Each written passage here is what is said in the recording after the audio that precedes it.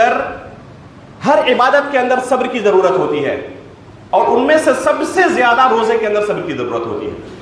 اگر بندے کے پاس صبر نہ ہو تو روزہ نہیں رکھ سکتا۔ عموماً صبر کے تعلق سے لوگوں کے اندر بعض غلط فہمیاں ہوتی ہیں۔ اب کسی شخص کو پوچھیں کہ صبر سے تم کیا سمجھتے ہو، صبر کا کیا معنی و مفہوم ہے تمہارے نزدیک، تو عموماً لوگوں کے ذہن میں صبر کے تعلق سے جو معنی ہوتا ہے، جو مفہوم ہوتا ہے، وہ یہ ہوتا ہے کہ اگر ہم پر کوئی مصیبت آ پڑی ہے تو اس پر جزع فضع نہ کریں اور اس پر صبر کا اظہار کریں، شکایت نہ کریں، تو صبر کا یہ مفہوم ہمارے نزدیک ہے۔ حقیقت میں اگر صبر کی تفسیر جو کہ کتاب و سنت کے اندر وارد ہے، ہم صرف یہ کریں تو یہ صبر کی بہت ناقص تعریف ہوگی، بہت ہی محدود پیرائے میں ہم صبر کو مقید کر دیں گے۔ صبر کا معنی شریعت کے اندر اس سے کہیں زیادہ وسیع ہے، اور صبر کی جو فضیلت کتاب و سنت کے اندر وارد ہے وہ صرف اس ناقص معنی میں نہیں ہے، بلکہ وسیع معنی میں اللہ رب العالمین نے صبر کی فضیلت رکھی ہے۔ امام احمد بن حنبل رحمہ اللہ فرماتے ہیں کہ قرآن کریم کے اندر صبر کے تعلق سے اللہ رب العالمین نے ایک دو جگہ پر نہیں، تقریباً 90 جگہوں پر صبر کی تلقین کی ہے، یا اس کی فضیلت بیان کی ہے، یا اس کو اصول و ضوابط بیان کیے ہیں۔ اسی سے آپ سمجھ سکتے ہیں کہ صبر کی اہمیت دین کے اندر کیا ہے۔ بلکہ شیخ الاسلام علامہ ابن تیمیہ رحمہ اللہ نے قاعدۃ فی الصبر کے اندر، اسی طرح دوسرے علماء نے یہ بیان کیا ہے کہ اگر پورے دین پر بغور نظر ڈالی جائے، پورے دین کا مطالعہ کیا جائے، تو اس کا نتیجہ یہ نکلے گا کہ دین من حیث الجملہ دو چیزوں کا نام ہے۔ اگر دو چیزوں کے اندر ہم پورے دین کو سمیٹنا چاہیں تو سمیٹ سکتے ہیں۔ من حیث الجملہ دین دو چیزوں کا نام ہے، یہ شیخ الاسلام علامہ ابن تیمیہ رحمہ اللہ نے قاعدۃ فی الصبر کے اندر بیان کیا ہے۔ وہ دو چیزیں کیا ہیں؟ فرماتے ہیں ایک ہے صبر اور دوسرا ہے شکر۔ صبر اور شکر یہ من حیث الجملہ پورے دین کو شامل ہے، پورے دین کو محیط ہے۔ انہی دو چیزوں کا نام حقیقت میں دین ہے۔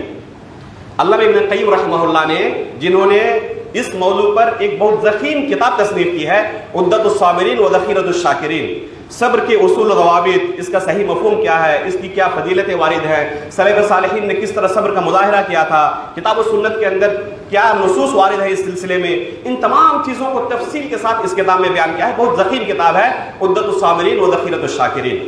طالب علم کو یہ کتاب ضرور مطالعے میں رکھنی چاہیے۔ علامہ ابن قیم رحمہ اللہ نے بھی اپنے استاد شیخ الاسلام ابن تیمیہ رحمہ اللہ سے ان چیزوں کو نقل کیا ہے۔ حقیقت میں اگر دیکھا جائے تو شیخ الاسلام علامہ ابن تیمیہ رحمہ اللہ کی یہ بات کتاب و سنت سے ہی مستنبط ہے کہ دین دو چیزوں کا نام ہے، ایک صبر اور دوسرا شکر۔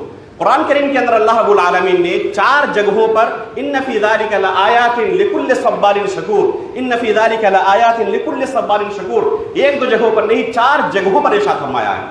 بہت ساری آیات کا ذکر کرنے کے بعد، بہت ساری نشانیوں کا ذکر کرنے کے بعد اللہ تعالیٰ نے فرمایا ہے کہ ان میں ان بندوں کے لیے نشانیاں ہیں جو صبر کرنے والے ہیں، جو اللہ رب العالمین کا شکر کرنے والے ہیں۔ حقیقت میں دین انہی دو چیزوں پر منحصر ہے، صبر پر اور شکر پر۔ بلکہ اللہ کے رسول صلی اللہ علیہ وسلم نے ایک حدیث کے اندر اس چیز کو بہت واضح انداز میں بیان فرمایا ہے۔ نبی کریم صلی اللہ علیہ وسلم کا ارشاد ہے، عجبا لامر المؤمن ان امرہ کلہ خیر، فإن أصابته سراء فشكر فهو خير له وإن أصابته ضراء فصبر فهو خير له وليس ذلك لأحد إلا للمؤمن۔ نبی کریم صلی اللہ علیہ وسلم فرماتے ہیں، عجبا لأمر المؤمن ان امرہ کلہ خیر، عجیب و غریب زندگی ہے ایک مومن کی، اس کا ہر معاملہ خیر و بھلائی پر مشتمل ہے۔ اگر ایک مومن زندگی گزارتا ہے اللہ رب العالمین کے بتائے ہوئے طریقے پر، نبی کریم صلی اللہ علیہ وسلم کے دکھائے ہوئے طریقے پر، تو اس کی زندگی کے اندر خیر کے علاوہ کچھ ہے ہی نہیں۔ ان امرہ کلہ خیر، اس کے تمام معاملات کے اندر خیر ہی خیر ہے، بھلائی ہی بھلائی ہے۔ ان اصابتہ سراء فشکر فہو خیر لہ، اگر اس کی زندگی میں خوشحالی آتی ہے تو اللہ رب العالمین کا شکریہ ادا کرتا ہے، اور یہ اس کے لیے خیر ہے، یہ اس کے لیے بھلائی ہے۔ وَإِنْ أَصَابَتْهُ ضَرَّاء فَصَبَرَ فَهُوَ خَيْرٌ لَهُ، اور اگر اسے تنگحالی، تنگدستی، مصیبت، پریشانیاں آتی ہیں تو اس حالت میں وہ صبر کرتا ہے، اور یہ اس کے لیے بہتر ہے، اس کے لیے بھلائی ہے۔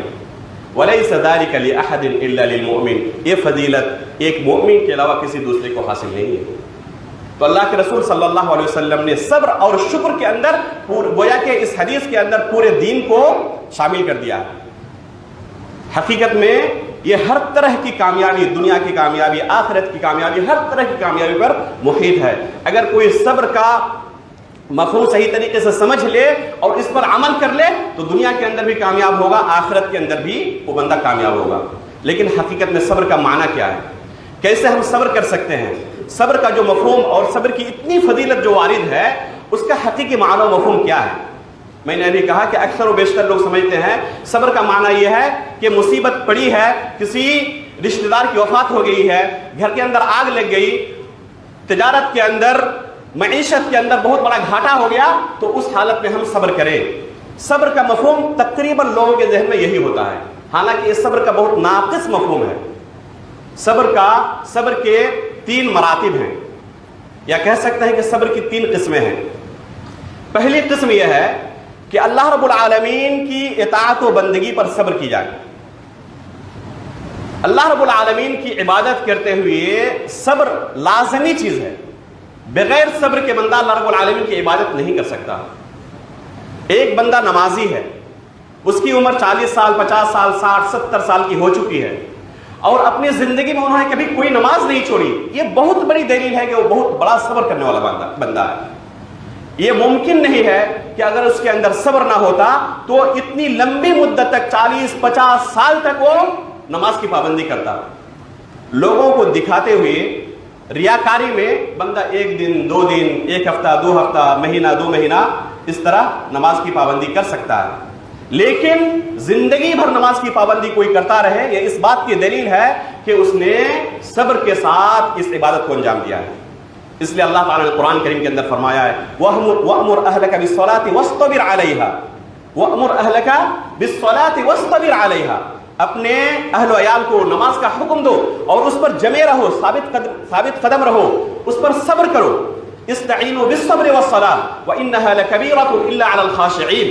अल्लाह रब्बुल आलमीन ने इरशाद फरमाया है, इस्तईनु बिस्सब्रि वस्सलाह, अल्लाह रब्बुल आलमीन की मदद तलब करो, अल्लाह रब्बुल आलमीन से तुम मदद तलब करो। किस तरह मदद तलब करोगे? बिस्सब्रि वस्सलाह, सब्र के जरिए और नमाज के जरिए, क्योंकि नमाज एक ऐसी इबादत है जिसमें इंतहा दर्जे की सब्र की जरूरत है। व इन्नहा लकबीरतुन इल्ला अलल खाशिईन, और ये बज़ाहिर गर्चे आसान लगे, आसान काम नहीं है, बहुत ही मुश्किल मामला है, बहुत ही सख्त है, सिवाय उन लोगों के जिनके दिल में अल्लाह की खशियत है। अगर अल्लाह की खशियत हो तो उनके लिए काम बहुत आसान है। ये सब्र की पहली किस्म है कि अल्लाह रब्बुल आलमीन की इबादत करते हुए सब्र का मुज़ाहरा करें। ऐसा नहीं कि कुछ दिनों तक किया और फिर छोड़ दिया। अगर कोई बंदा तहज्जुद गुजार है तो गौर करें कि उसे कितने सब्र की जरूरत है। रातों की कुर्बानी, नींद की कुर्बानी देनी पड़ेगी, ऐशो आशाइश की कुर्बानी देनी पड़ेगी, जिहाद के लिए सब्र की जरूरत है, सदक़ात और खैरात के लिए सब्र की जरूरत है, हज के लिए सब्र की जरूरत है, रोजे के लिए सब्र की जरूरत है, तिलावत कुरान के लिए सब्र की जरूरत है, वालिदैन की इताअत के लिए सब्र की जरूरत है, हर इबादत के लिए सब्र की जरूरत है। बगैर सब्र के किसी इबादत को अंजाम देना मुमकिन ही नहीं है। सब्र की ये किस्म जो है, ये सबसे आला किस्म है सब्र की, कि बंदा अल्लाह की इबादत करते हुए सब्र का दामन ना छोड़े, सब्र के साथ अल्लाह की इबादत करे। सब्र की दूसरी किस्म है कि अल्लाह रब्बुल आलमीन ने जिन चीजों को हमारे ऊपर हराम किया है उन चीजों को छोड़ते हुए सब्र करे। ये आसान नहीं होता। अल्लाह रब्बुल आलमीन ने झूठ बोलना हम पर हराम किया है, अल्लाह के खौफ से झूठ बोलना छोड़ दें। अल्लाह रब्बुल आलमीन ने गीबत करना, चुगली करना हम पर हराम किया है। अल्लाह के खौफ से जरूरत महसूस हो रही है, इसके बावजूद हम ना करें इस बुरे फेल को, बहुत बड़े सब्र की जरूरत होती है। अल्लाह रब्बुल आलमीन ने ज़िना को हराम किया है, इसके बावजूद कि उसके लिए तमाम वसाइल मुहैया हैं, कोई देखने वाला नहीं, कोई रोकने वाला नहीं, वो अल्लाह के खौफ से इससे बाज रहे, इससे दूर रहे, ये बहुत बड़े सब्र की जरूरत है। यूसुफ अलैहिस्सलाम का किस्सा आप याद करें कि उनके सामने कोई रुकावट नहीं थी, अजीज है मिस्र खुद दावत दे रही थी ज़िना की, इसके बावजूद उन्होंने सब्र किया। तो ये सब्र की दूसरी किस्म है कि अल्लाह रब्बुल आलमीन ने जिन चीजों को हम पर हराम किया है उन चीजों से हम सब्र करें। सब्र की तीसरी किस्म यह है कि मुसीबत अगर हम पर आन पड़ी है तो उस पर सब्र करें, ये तीसरी किस्म है। और ये भी 2 किस्मों पर मुनक़सिम है। پہلی قسم یہ ہے کہ اس میں کسی انسان کا کسی مخلوق کا کوئی دخل نہ ہو. مثلا کسی عزیز و قریب کی وفات ہو گئی یا ہم بیمار پڑ گئے تو اس مصیبت کے وقت ہمیں صبر کی ضرورت ہے. دوسری قسم یہ ہے کہ کسی انسان کے ذریعے ہمیں یہ تکلیف پہنچے. پہلی قسم میں صبر کرنا آسان ہوتا ہے. کسی کی وفات ہو گئی، خود بیمار پڑ گئے، تجارت کے اندر گھاٹا لگ گیا، ایسے موقع پر بندے کے پاس صبر کے علاوہ کوئی راستہ ہوتا بھی نہیں. اگر فوراً صبر نہ کرے تو بعد میں صبر کرنا ہی ہے، اضطراری طور پر اسے صبر کرنا ہے. لیکن اس قسم میں کسی نے آپ کو چوٹ پہنچائی، کسی نے آپ کو تکلیف دی، کسی نے گالی دی، اس پر آپ صبر کر لیں حالانکہ آپ انتقام لے سکتے تھے، تو یہ بہت بڑا معاملہ ہے اور یہ آسان نہیں ہوتا. بلکہ شیخ الاسلام علامہ ابن تیمیہ رحمہ اللہ فرماتے ہیں کہ یہ انبیاء کرام اور صدیقین و صلحاء جو تھے یہ انہی کی بس کی بات ہے کہ ایسے موقع پر بھی صبر کر لیں. اللہ کے رسول صلی اللہ علیہ وسلم فرماتے ہیں اللہ کے رسول کو ایک مرتبہ بعض لوگوں کی طرف سے تکلیفیں دی گئیں اور اللہ کے رسول صلی اللہ علیہ وسلم کے تعلق سے بعض نازیبا کلمات انہوں نے کہے تو نبی کریم صلی اللہ علیہ وسلم نے صبر کا مظاہرہ کرتے ہوئے فرمایا کہ لقد اوذی موسی اکبر من هذا اکثر من هذا فصبر. موسیٰ علیہ السلام کو اس سے زیادہ تکلیفیں دی گئی تھی لیکن انہوں نے صبر کیا تھا. اللہ کے رسول صلی اللہ علیہ وسلم کو آپ کے پیٹھ پر اوجھڑی رکھی گئی. طائف کا قصہ یاد کریں کہ کیسے طائف والوں نے اللہ کے رسول کے ساتھ برتاؤ کیا تھا. پہاڑ کے فرشتے آ کر خود مطالبہ کر رہے ہیں کہ آپ اجازت دیں ہم ان لوگوں کو پیس کے رکھ دیں گے. اس کے باوجود صبر کا مظاہرہ کیا. یہ عام انسان کے بس کی بات نہیں ہے کہ کوئی بندہ آپ کے ساتھ اس طرح برا برتاؤ کرے، آپ کے پاس پوری طاقت ہو، اس کے باوجود آپ اس کو معاف کر دیں.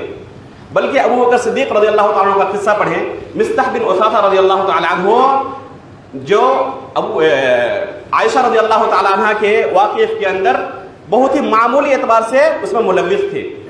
ابو بکر صدیق رضی اللہ تعالیٰ عنہ کو جب خبر ہوئی تو انہوں نے قسم کھا لی کہ میں اور آئندہ سے ان کی کفالت نہیں کروں گا.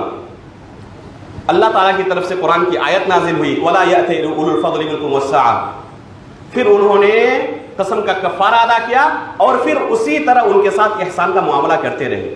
ایک بندے نے آپ کے ساتھ برا برتاؤ کیا، آپ اسے معاف کر دیں بلکہ اس کے ساتھ احسان کا معاملہ کریں. یہ بہت بڑے دل گردے کی بات ہے، بہت بڑے جگر کی بات ہے. اسی لیے قرآن کریم کے اندر اللہ تعالیٰ نے فرمایا ہے إِنَّ ذَلِكَ مِنْ عَزْمِ الْأُمُورِ. یہ صبر کرنا معمولی کام نہیں ہے، بہت ہی ہمت کا کام ہے کہ بندہ صبر کر لے اور اپنے تکلیف پہنچانے والے کو معاف کر دے. اللہ تعالیٰ سے ہم دعا کرتے ہیں کہ اللہ تعالیٰ ہمیں صبر کا معنی سمجھنے اور اس پر حقیقت میں عمل کرنے کی توفیق عطا فرمائے.